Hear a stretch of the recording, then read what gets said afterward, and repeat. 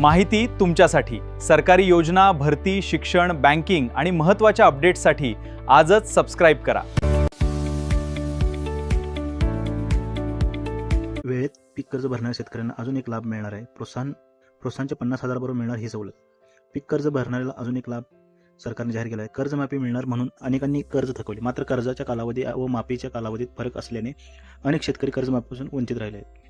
असे असले तरी केवळ जिल्हा बँकेचे 85,000 खातेदार असे आहेत की ज्यांनी नियमित कर्ज भरल्याने त्यांना 50,000 रुपये बक्षीस मिळणार आहे. विशेष म्हणजे शेतकऱ्यांनी घेतलेले कर्ज भरले व व्याजाची रक्कम डॉक्टर पंजाबराव देशमुख व्याज सवलत योजनेतून राज्य शासनाकडून भरण्यात आली आहे. राज्य शासन 3 लाखापर्यंतच्या पीक कर्जाचे व्याज भरते. शेतकऱ्यांनी केवळ घेतलेले कर्ज मुदतीत भरणे आवश्यक आहे. मुदतीत कर्ज भरणाऱ्या शेतकऱ्यांचे व्याज शासन भरते, तर थकबाकीत गेलेल्या शेतकऱ्यांना व्याज स्वतःला भरावे लागते. काय आहे शासनाची योजना? डॉक्टर पंजाबराव देशमुख व्याज सवलत योजनेतून नियमित कर्ज भरणाऱ्या शेतकऱ्यांची व्याजाचे 3% रक्कम दिली जाते. शेतकऱ्यांनी घेतलेले पीक कर्ज वेळेत भरले की व्याजाची रक्कम शासनाकडून मागवली जाते. पीक कर्ज घेणाऱ्या शेतकऱ्यांनी एका वर्षात कर्ज भरणे आवश्यक आहे. असे शेतकरी व्याज सवलत योजनेचा फायदा घेऊ शकतात.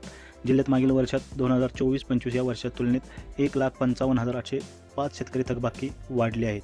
या शेतकऱ्यांकडे 1,938 कोटी रुपये थकबाकी वाढले आहे. ही आकडेवारी मार्च अखेरपर्यंतची आहे.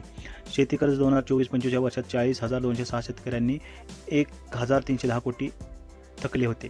त्यात वाढ होते. 2025-26 या वर्षी 1,96,000 शेतकऱ्यांची 3,249 कोटी रुपये इतकी प्रोत्साहन रक्कम घेणाऱ्यांची संख्या मोठी. मागील वर्षात जिल्हा मध्यवर्ती सहकारी बँकेचे 85,000 शेतकरी खातेदार नियमित कर्ज भरण्यास निघाले आहेत. या 85,000 शेतकऱ्यांमध्ये काहींची कर्जाची रक्कम 50,000 रुपयापेक्षा कमी असल्याने बक्षिसांची रक्कमही कमीच राहणार आहे.